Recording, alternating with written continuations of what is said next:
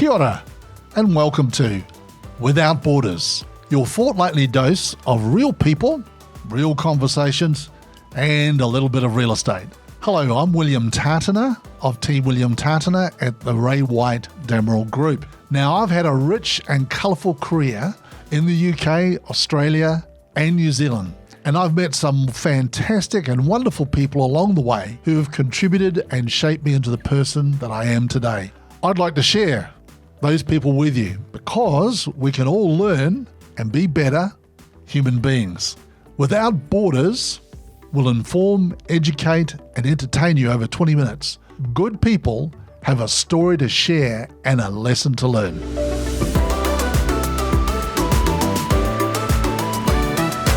Today we have Kevin Adams from This Is Electric. Good morning. Kevin, g'day. How you doing, brother? I'm good. How are you? Yeah, really good. So, Kevin, like I've asked all the other people that I've interviewed before, tell us a little bit about your background. Wow, my name's Kevin. I am originally born in South Africa, but my mum took me back to England when I was 1 year old. So I was basically raised in England. I left England about 11 years ago on a 1 year around the world holiday, and I never went back. So I found myself beautifully, happily living in New Zealand now. Okay. So tell us a little bit of background too also that, look, you're running an electrical contracting company. How did you get started in that industry? So I was a bit of a late bloomer, William. It took me to the age of 24 to understand what I wanted to do with my life. Okay. And I became an electrician because I looked at it and I was like, well, what's the best thing to do? Get a trade because they can always fall back on that. So and I also looked around the world and I knew that Australia and New Zealand were looking for sparkies. So that was one of the reasons why I did it. So I started, like I say, 24 years old, became an apprentice and then worked my way up through the ranks to where I am now, really. Okay. You obviously went into business for yourself. Why did you go into business for yourself? Basically, because I believed I had a lot to give to the industry. I believe I'm very knowledgeable, very experienced in what I was doing, and I also have the firm beliefs that get the job done properly first time. And there was probably a gap in the market that I believed I could take advantage of. Okay.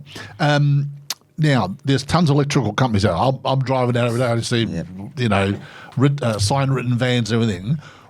What separates you, or what's your point of difference between you and those other companies? Good question, William. Many. We have many, but if I was to name a couple, we have a wealth of experience.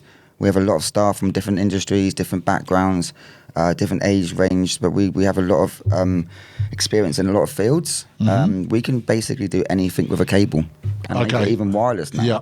Okay. No worries. When you started in business, who helped you the most? There's a little group called BNI that you may have heard of. They were pretty helpful at the beginning. Friends, family, colleagues, just people I know, even guys down the pub always help me out with a bit of advice. So, you kind of lean on the people that you know who have knowledge in the industry. Give me a couple examples of when you started business. Obviously, when we all start business, we don't know it all when we don't. But give us an example, a couple of mistakes that you made and the lessons learned from that so you don't do those again. One massive mistake I made was not understanding the difference between having proper contracts in place, variation orders, payment claims, the legal side of paperwork. Yep. I was stung a little bit when I was growing my business into a couple of developers who didn't come to the table. Okay. And I've learned a very quick, expensive lesson on how to do things properly when it comes down to the legal side of things. Sure. Now, one of the questions I just wanted to ask you, just to develop a little more, explain them to me a little bit more. When you are approaching a customer, what is your process on not only building a relationship with that customer, but also to make sure that you meet their needs from a company's point of view? How do you work on that? Well, we obviously start by trying to market ourselves in a positive way, and then reach the customers that we are looking forward to working with. They come across to us, they find us a nice company to work with, but we also understand their needs. We're not just a cut and paste company. We like to bespoke people's needs for what they actually want, and then we listen to the people's details and what they're actually looking forward to, and we incorporate that in the solutions that we find for them. Okay. Going back to the just one thing I just wanted to pick up there too, which I forgot to, but on the contracts and the variation orders, how did you straighten that out? I just wanted to find that out. Looking towards people who have knowledge. Okay. So leaning again on people that I know in different industries that can help me out, like Scott from Russell Legal. Yeah. Just unfortunately learning the hard way. Unfortunately, Yeah, it costs you dollars. I understand. It does, but I mean, I wouldn't be here without it. So you learn the hard way. Yep. Learn it once. Fantastic. All your guys, they obviously have to go through, they're obviously all qualified, but do you have to go through like a compulsory repeat or to upskill yourselves as well? So how's that happen? There's quite a few different certificates in the industry. Yep. We are master electricians, Yep. of course, and every year to 2 years we have to redo our electrical qualifications Yes. from the EWRB. Right. We also have SiteWise, which is like a very good standard of health and safety. Yep. We do risk assessments, toolbox talks all the time on every job. So there is a lot of things we have to keep up with to be at the level that we are. Yeah, no worries. Look, I for the audience, I've utilised Kevin's company on when I'm bringing different properties to market. Just from a seller's point of view, just talk to me like if I was a seller now. Before I brought my property to market, what would you recommend that I needed to look at, and maybe things that I needed to change or upgrade? I think people underestimate the light in the house. Yeah. There's a lot of old lights out there, down lights that aren't working properly. If you can put in a new down light that lasts for 75,000 hours, which is mental, but it will showcase your house a lot more. Yeah. Even light switches and plug sockets, you don't think about it, but it's a little bit of bling to your house that people wouldn't even think of. Yep. So just tighten your house up a little bit, attention to detail. But yeah, lighting's massive that people don't even think about. Yeah. We had one property down in Manurewa, and I recommended to the owner to say, look, you need to put in a couple of LEDs in here. I can tell you it just makes a massive difference when we're trying to take a photograph of that. It doesn't look dark, but it looks well lit up, and it brings everything out of the property into the photograph. That's really, really good. Tell us a couple of examples where you've had or given customers just outstanding service. In other words, they were probably in a bind or something happened, and you came along and you were just able to solve that problem, and they were basically ecstatic. I guess it kind of comes back to what you said earlier. What's our unique selling points? Like I said, we've got a lot of experience. So people do come to us and they ask a question: how can we do this? We have a problem with this. Somebody wanted the other day to change one of their outbuildings into a single meter phase so they could charge the next person. Yep. They had no idea how to do it. It took quite a while to go through Vector, but we had the knowledge to solve that. Okay.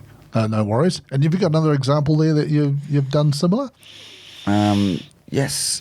We get asked a lot to design and build. So companies will come to us with drawings. Right. Like building consent drawings. Yep. There'll be no electrical plans. So I know. Can you price this, please? All right. Okay. So what we do is we design to build. So we take our knowledge, knowing that there's 3 sockets in the bedroom, 2 downlights, TV points, kitchen. So we use our knowledge and experience to design and build electrical plans for customers. Talk a little bit to me about your team, because you've got. I know that we've met your office PA or administrator who's taking charge of all those things and making sure the invoices go out. But tell me about some of your team. Tell me about the different areas of responsibility. So Malika's our office admin lady. She's come on. It's been amazing. I've also just hired an operations manager recently. Yep. Damon from Australia. He is a godsend. It's taken a lot of stuff off my shoulders, which is brilliant. It allows me to be a business owner, to work on the business instead of in the business. We have 5, 6 Sparkies from a new apprentice all the way to a 17+ years experience of an electrical person.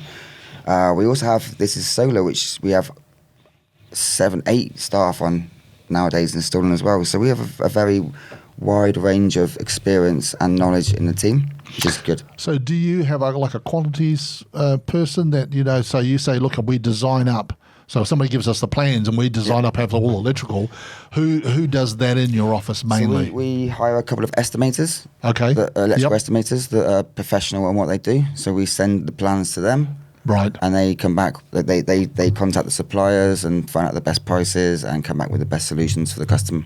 And then you obviously get a brief from the people who are constructing this and say, okay, what do you specifically want? And do you also, I would imagine that you would also do this, you would also recommend and say, hey, this is a better way to do that. Our alternatives, yeah, because architects like to enjoy the finer things in life. So they may suggest $1,000 light fitting, and we can go, to be honest, we can probably get one for $400. It's about the same. So having that knowledge again is very fundamental in what we do, because we can suggest alternatives, and luckily we have a very good relationship with our suppliers who are used to that kind of back and forth. Sure.